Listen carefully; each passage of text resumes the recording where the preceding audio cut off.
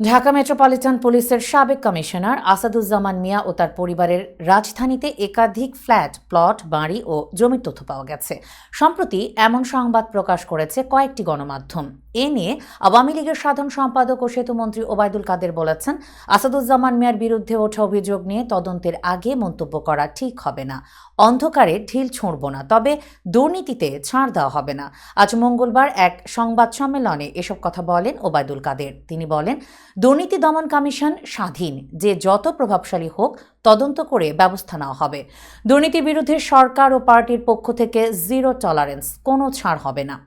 ঈদের দিন বিএনপি মহাসচিব মির্জা ফখরুলের দেওয়া বক্তব্যের সমালোচনা করে কাদের বলেন, মূল্যস্ফীতির জন্য ঈদের আনন্দ ম্লান, এটা বাস্তবের ছবি নয়। দেশে 1,04,00,000 পশু কোরবানি হয়েছে, গত বছরের চেয়ে বেড়েছে। পদ্মা সেতুতে 5 কোটি, যমুনাতে 4 কোটি টোল আদায় হয়েছে।